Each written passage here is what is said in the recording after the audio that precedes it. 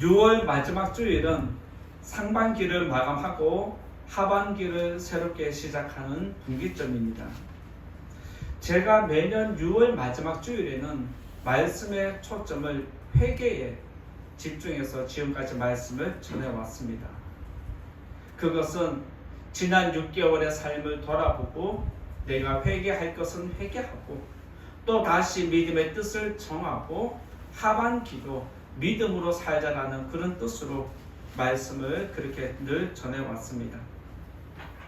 그래서 이번에도 6월 상반기를 마감하고 하반기를 연결해주는 말씀이 있을까, 또 우리의 삶을 믿음을 점검하는 그런 말씀이 있을까 묵상하던 중에 거룩이라는 단어가 제게 주어져서 또 오늘 말씀에 있는 대로 거룩한 것에 대해서 말씀을 나누고자 합니다.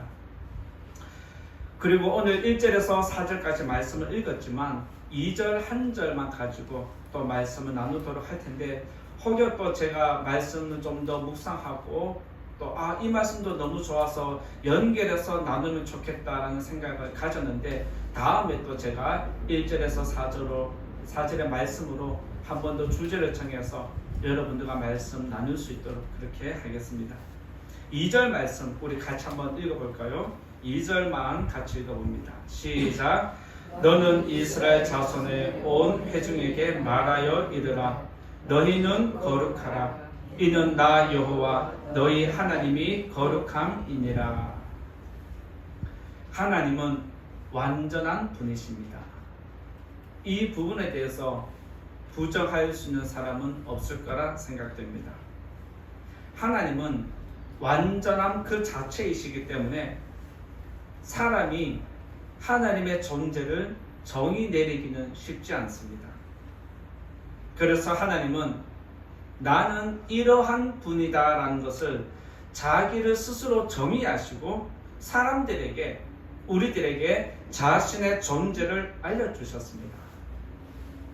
그런데 자신의 존재를 알려줄 때 특이한 점이 있습니다. 그게 무엇이냐면 하나님은 형상이 없다는 것입니다.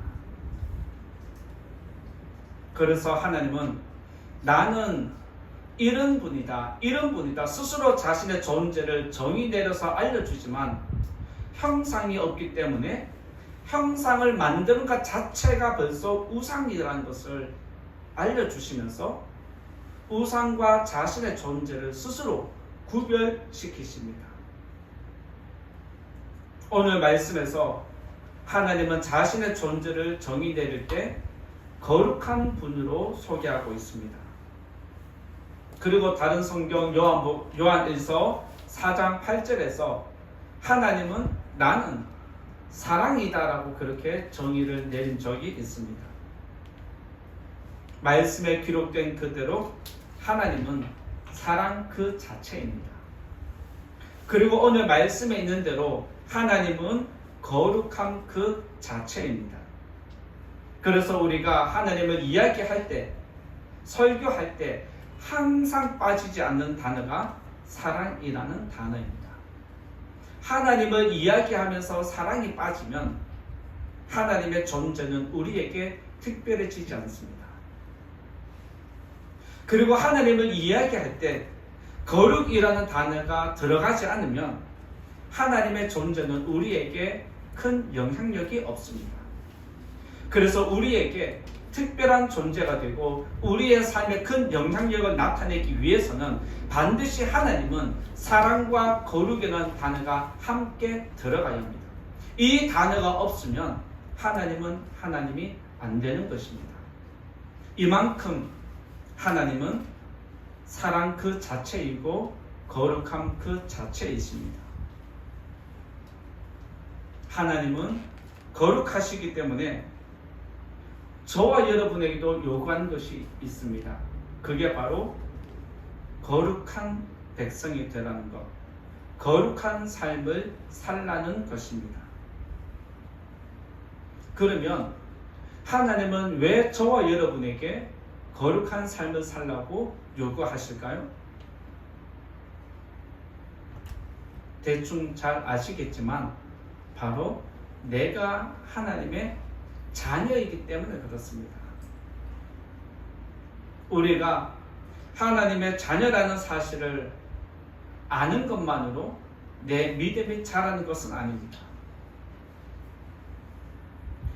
내가 하나님의 자녀라는 것, 이거 아는 것만으로 나의 삶이 거룩해지는 것도 아닙니다. 여러분이 교회만 나오면 믿음이 자랍니까? 여러분이 교회만 나오면 스스로 삶이 거룩해집니까? 아니라는 거 잘 아시잖아요. 우리의 믿음이 자라고 우리의 삶이 거룩해지려면 말씀에 있는 그대로 살아야 하는 것입니다. 말씀에 있는 그대로 우리가 순종하며 살아갈 때 믿음도 자라고 우리의 삶이 조금씩 거룩해지는 것입니다. 따라서 이 자리에 계신 성도님들, 하나님이 저와 여러분에게 원하는 것이 있다면 나를 위해서 무엇인가 하려고 하는 것 아닙니다. 나를 위해서 무엇을 바치려고 하지 말라는 겁니다. 그것보다 더 우선하는 게 뭐냐? 내가 원하는 것은 너희들의 삶이 거룩해지는 것. 이것이 먼저라는 사실을 기억해야 합니다. 따라서 이 자리에 계신 성도님들, 지난 6개월 동안 여러분의 삶을 돌아볼 때 스스로 한번 점검해 보시면 좋겠습니다. 지난 6개월 동안 나의 삶은 거룩했는가? 다른 사람이 나를 볼 때 집사님은, 성도님은 거룩합니다. 우리와 뭔가 다른 것 같아요. 이런 말 들은 적 있으십니까?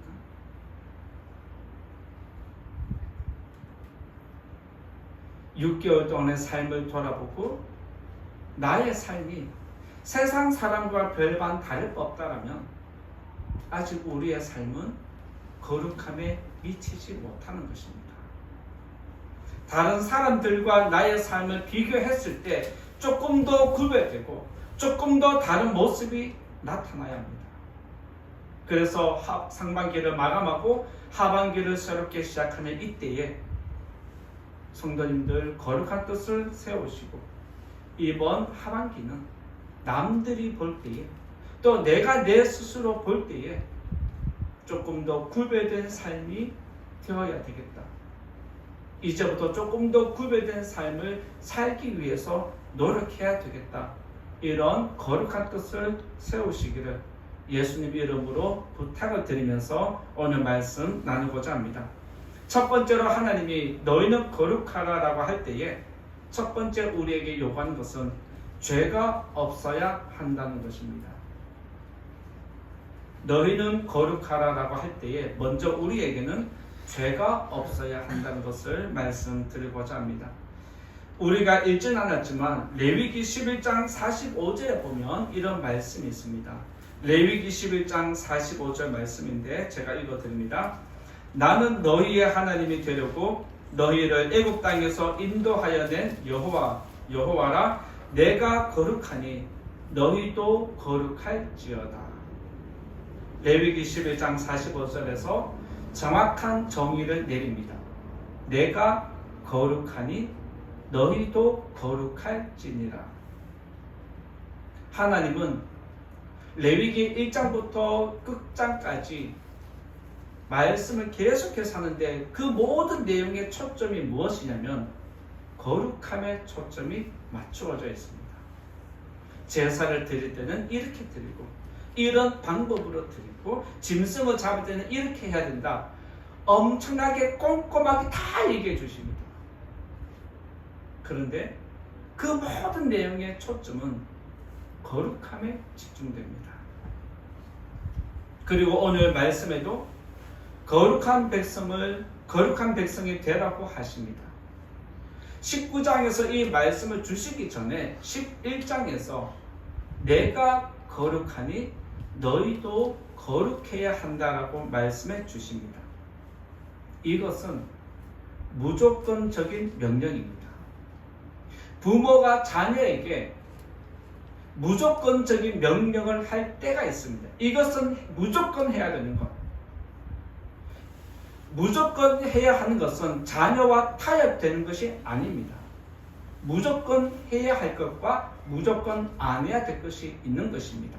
마찬가지로 하나님도 저와 여러분에게 무조건 해야 하는 것이 있고 무조건 안 해야 하는 것이 있습니다. 오늘 말씀은 무조건 해야 하는 것입니다. 여기에는 이유가 없습니다. 왜 하나님은 우리에게 거룩한 백성이 되라고 무조건적인 명령을 하시느냐? 바로 하나님이 거룩하기 때문입니다. 하나님은 거룩하니까 나는 죄인이니까 어쩔 수 없는 것 아닙니까? 라고 이야기할 수 있습니다. 그러니까 하나님이고 그러니까 나는 사람이죠 라고 이야기할 수 있습니다. 이것은 인간의 입장에서 볼 때 하나님이 우리들에게 억지 논리를 이야기하는 것 같지만 죄송하게도 이것은 피할 수 없는 필연입니다. 예를 들면 의사 가정에 자녀가 태어나면 의사가 될 확률이 높습니다. 법조인의 가정에 자녀로 태어나면 그 자녀 또한 법조인이 될 가능성이 높습니다. 태어났는데 사업하는 사람의 가정에 태어나면 그 자녀 또한 사업가가 될 확률이 높습니다. 그런데 내가 의사 집안에 태어나고 싶다고 태어나고 법조인의 집에 태어나고 싶다고 그렇게 되어집니까? 그렇게 되는 게 아닙니다. 태어나 보니까 부모님이 의사고 태어나 보니까 부모님이 법조인이고 태어나 보니까 경제적으로 풍요로운 사업가 집안이라는 것입니다. 이 자리에 계신 성도님들, 태어나 보니까 살다 보니까 부모님이 싫어서 다시 다른 집에 태어나고 싶다고 원망한 적 있으십니까? 태어나 보니 부모님이 마음에 들지 않아서 다시 돌아갈 수 없는 것처럼 태어나는 순간 우리 부모와 자녀의 관계는 끊어지지 않습니다. 태어나는 순간 부모와 자녀의 관계는 싫든지 좋든지 무조건 받아들여야 하는 것이 필연입니다.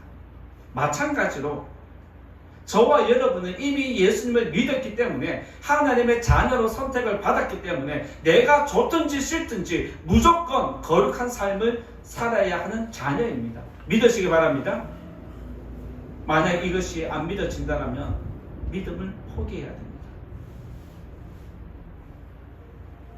내가 거룩한 삶이 싫으면 스스로 떠나가야 합니다. 그렇게 여러분의 인생을 다른 사람들처럼 막 살고 싶으십니까? 그게 아니라면 힘들지만 불편하지만 거룩한 백성으로 살아가야 합니다.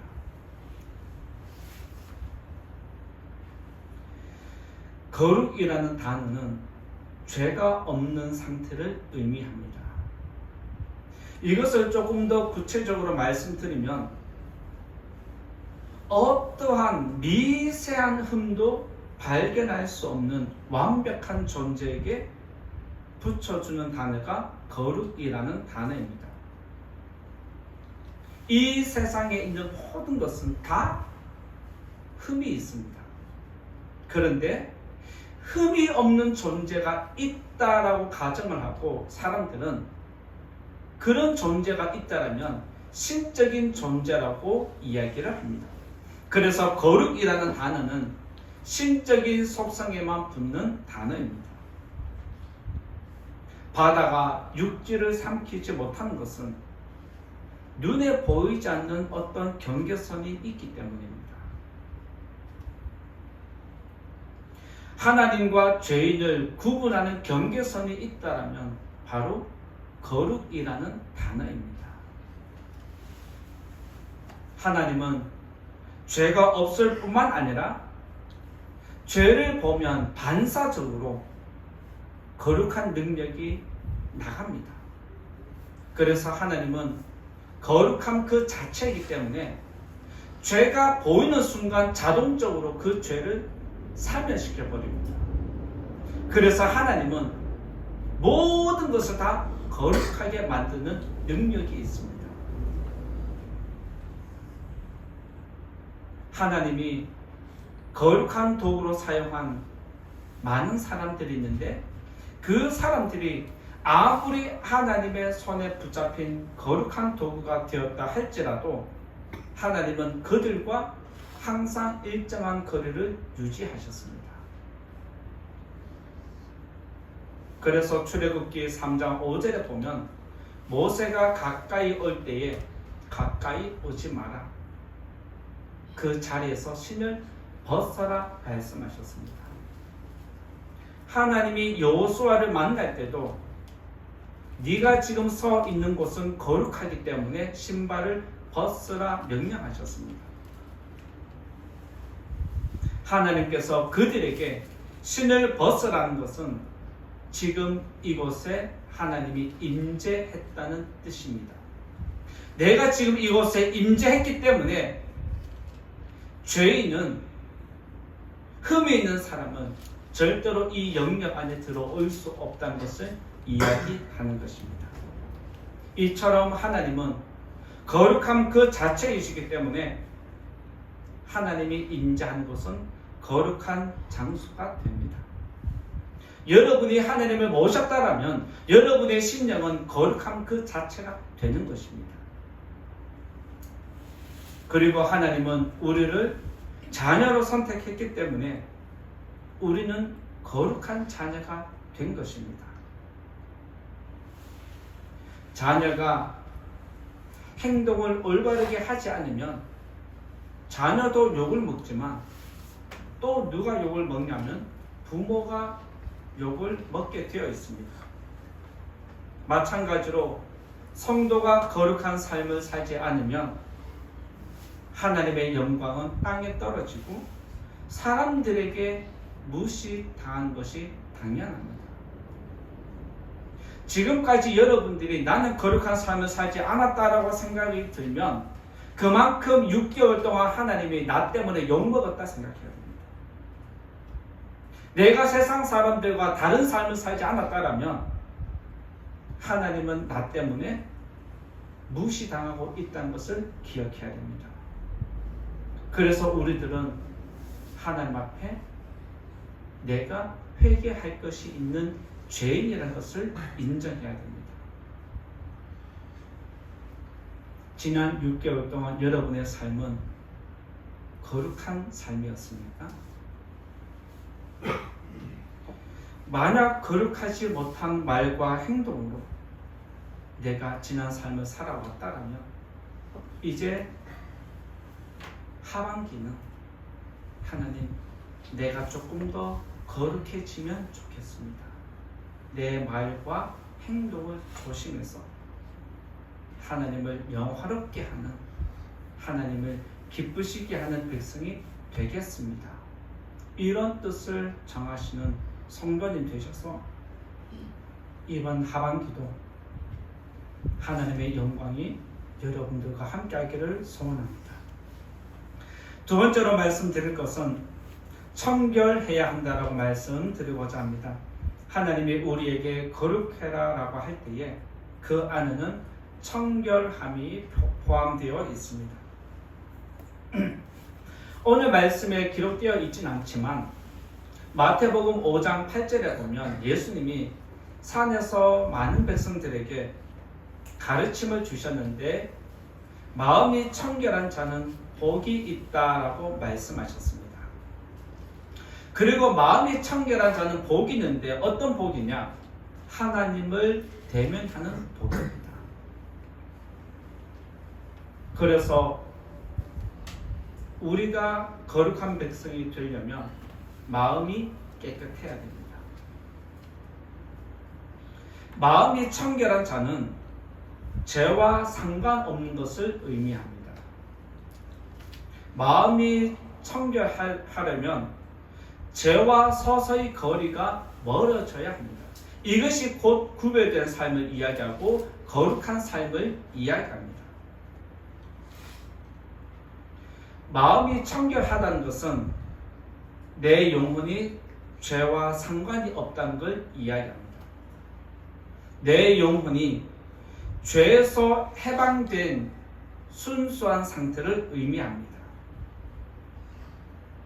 그리고 여기서 마음이 청결하다는 것은 하나님의 말씀을 그대로 받아들이는 순수한 상태, 백지와 같이 깨끗한 상태를 이야기합니다. 백지에 우리가 어떤 것을 그려넣든지 처음에는 그대로 다 들어가는 것입니다. 바로 이 상태가 마음이 청결한 상태이고 우리가 거룩한 백성이 되는 걸 이야기합니다. 죄인이 하나님을 볼 수 있으려면 얼마나 깨끗해야 되겠습니까? 한 번 죄인은 영원한 죄인이기 때문에 마음이 청결해질 수 없습니다. 그러면 왜 예수님은 우리에게 마음이 청결하기를 원하시고 이 의미가 무엇이냐? 바로 예수님을 믿음으로 우리의 원죄가 깨끗하게 사해지는 것을 의미합니다.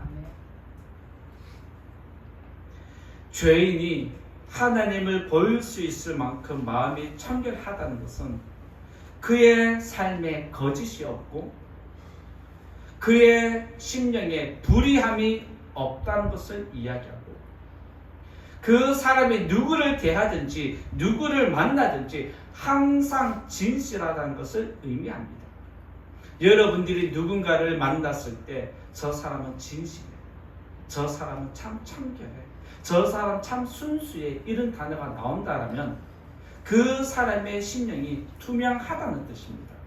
투명하다는 것은 그 사람을 통해서 하나님을 보는 것과 같다는 뜻입니다. 성도님들, 혹시 좋은 사람과 만나서 카페를 갈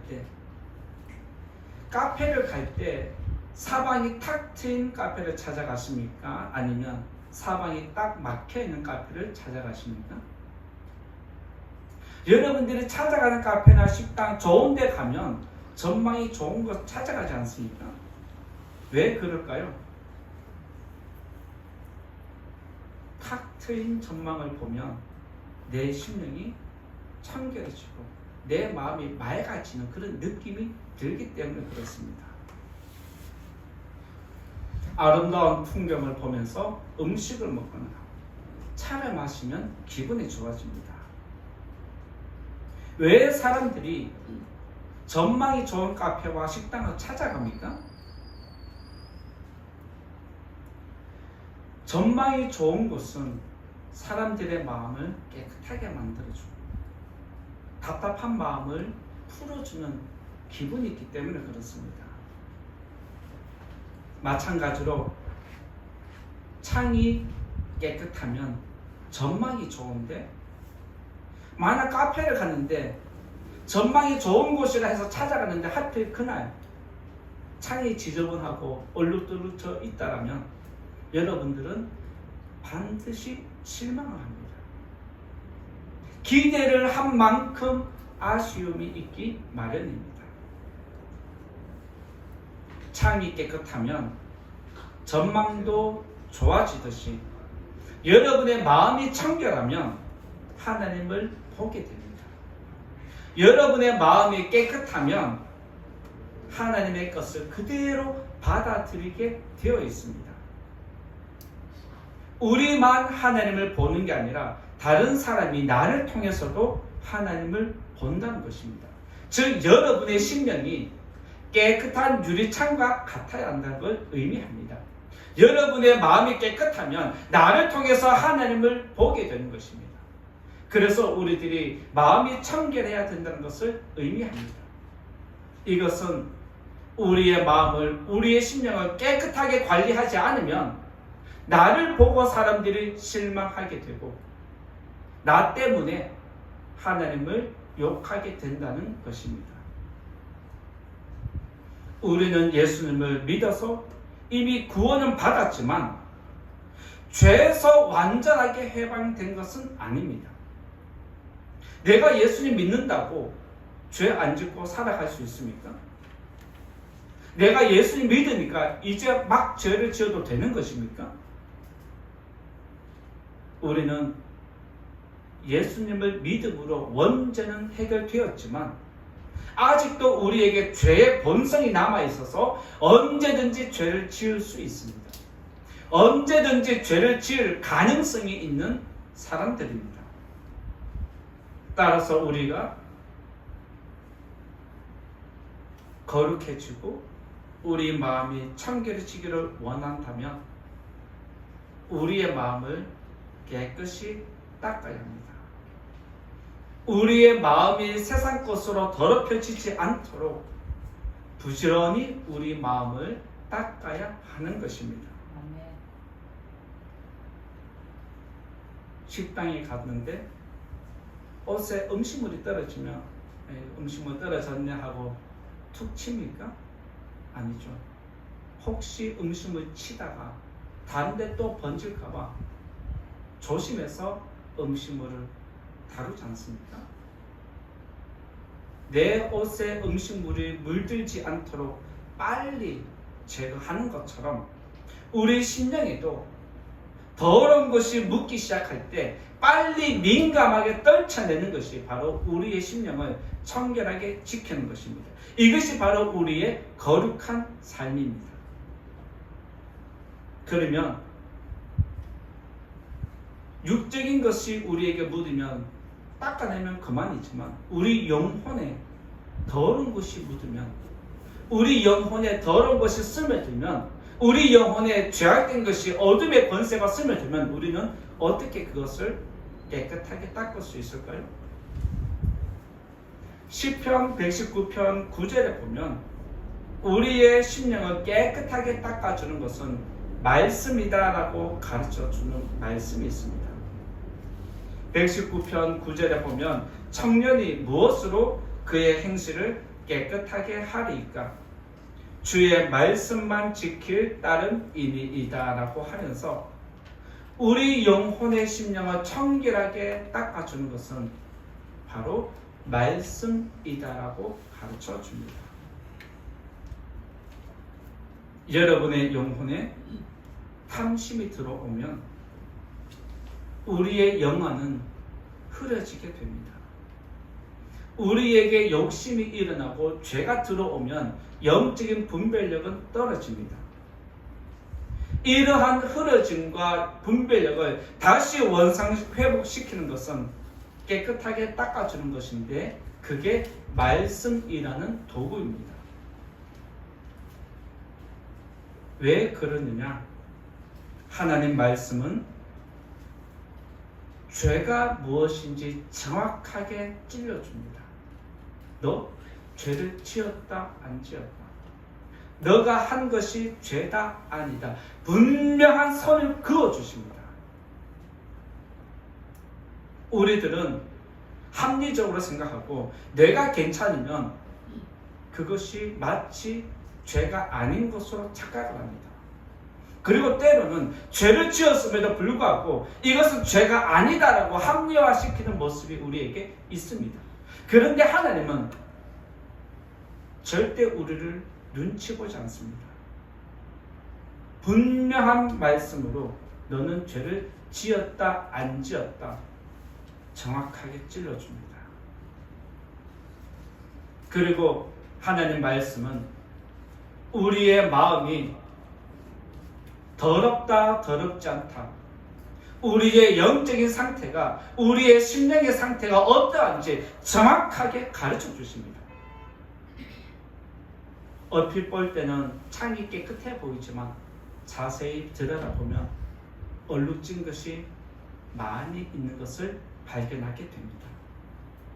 그래서 하나님 말씀은 우리의 심령의 상태가 청결한지 청결하지 않은지 정확하게 지적해 주기 때문에 우리들은 말씀으로 내 영혼을 살필 때, 말씀으로 내 삶을 적용시킬 때에 그때 내가 회개할 것이 무엇인지 알게 되고 무엇을 위해서 기도해야 되는지 아는 것입니다.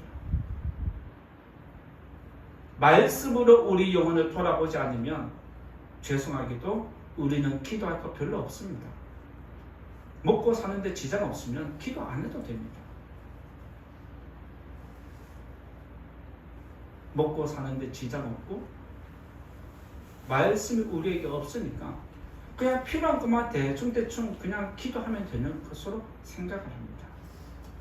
그런데 말씀을 우리에게 가까이 들여다대면 내가 얼마나 깨끗하지 않은지, 얼마나 더러운지 알게 됩니다. 그래서 내가 죄인 것을 회개하고 하나님 나를 용서해달라고 기도하고 또 도와달라고 기도하는 것이 바로 우리가 말씀을 가까이 해야 하는 이유입니다. 따라서 거룩한 사람은 말씀을 가까이 하는 사람입니다. 말씀을 가까이 할 뿐만 아니라 말씀을 들었으면 내 삶에 적용을 해야 합니다. 말씀을 들었는데 적용하지 않는다라면 유리창 더럽네 하고 지나가 버립니다. 말씀을 적용한다는 것은 유리창이 더럽네, 전망이 별로네 라고 하면 바로 그 자리에서 유리창을 닦는 것이 말씀을 적용하는 것입니다. 한마디로 정리를 하면 거룩한 사람은 자기 영혼을 관리하는 사람입니다. 이 자리에 계신 성도님들, 지금까지 여러분들이 6개월 동안 믿음 생활 해 오셨는데 6개월 동안 말씀을 많이 들으셨는데 그 말씀을 여러분 삶에 적용해 오셨습니까? 그 말씀을 적용하기 위해서 어떤 노력을 하셨습니까?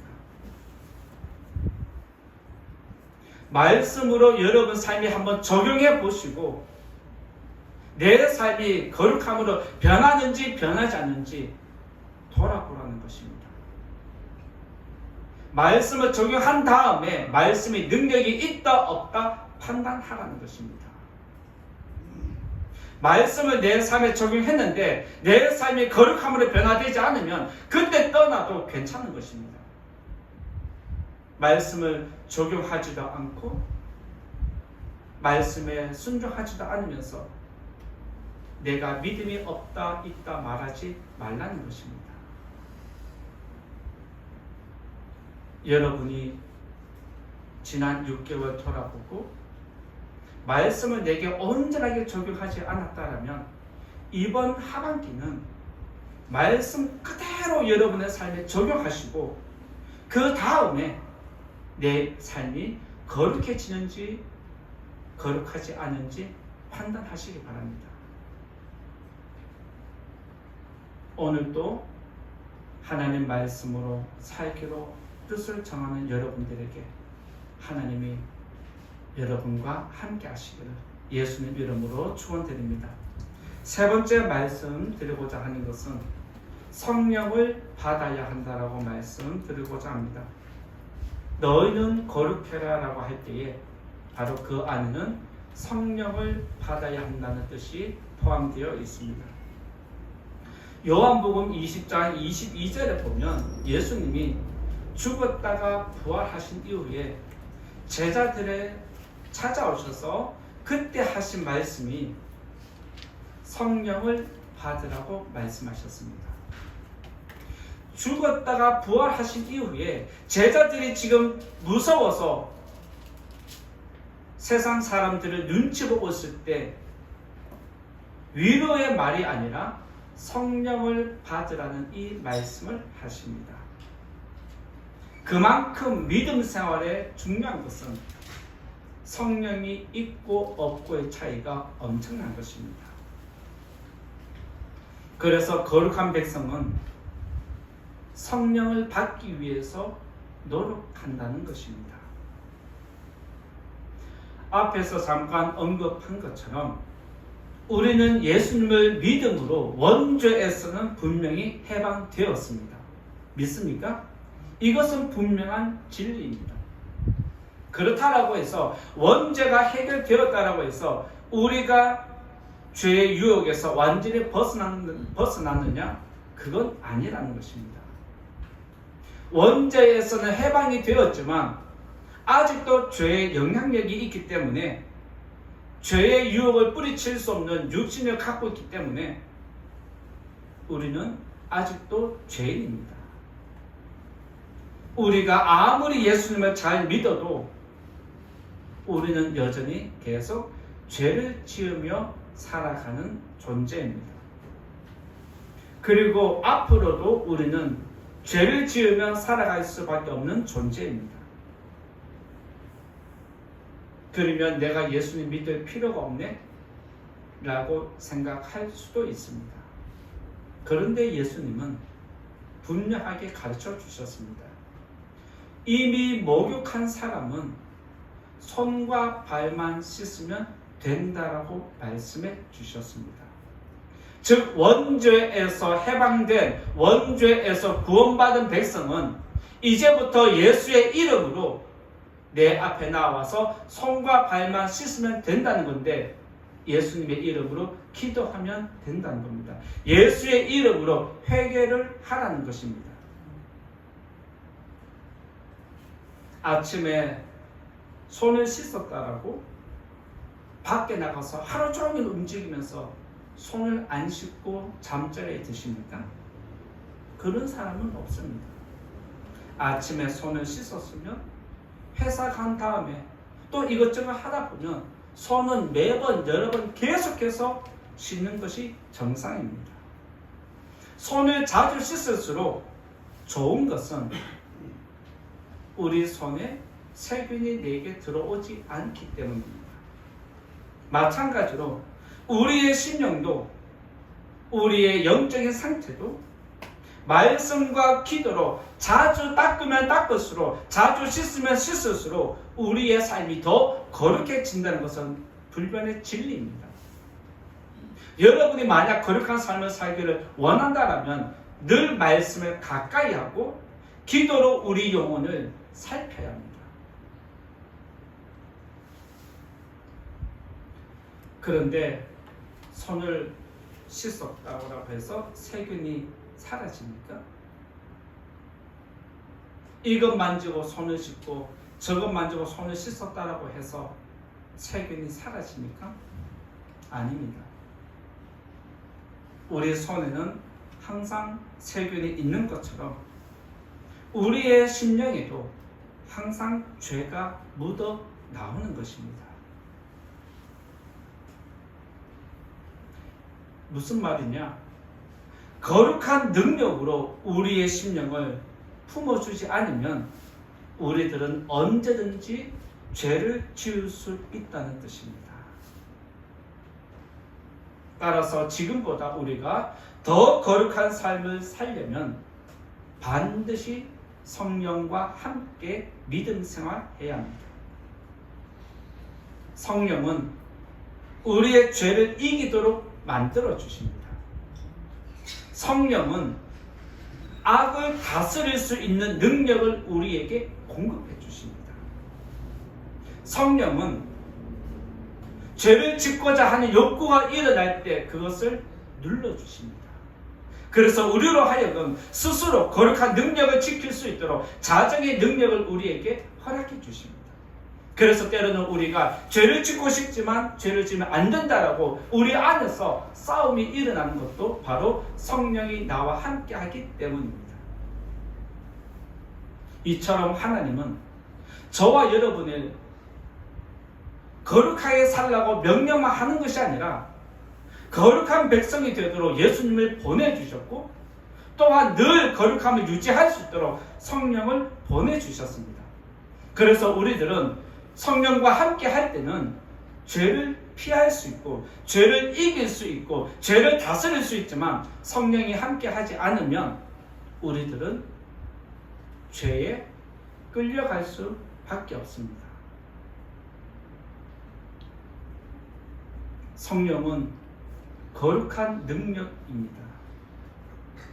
성령은 하나님의 뜻을 따라 움직이기 때문에 성령의 모든 사역은 거룩함에 초점이 맞추어져 있습니다.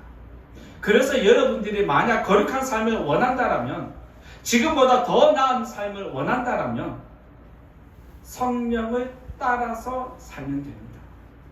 성령을 따라가려면 성령이 우리와 함께 해야 하는 것이 진리입니다. 그래서 저와 여러분들은 항상 성령이 임해달라고 기도해야 됩니다. 성령님이 나와 함께 해달라고 기도해야 합니다.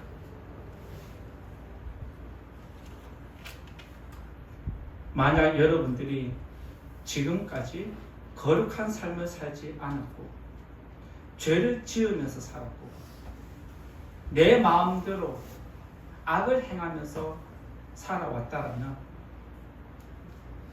성령의 능력이 없었기 때문입니다. 성령의 능력이 없으면 우리들은 언제든지 죄를 짓게 되었고, 죄를 지으면 좋아서 더 큰 죄를 짓게 되어 있습니다.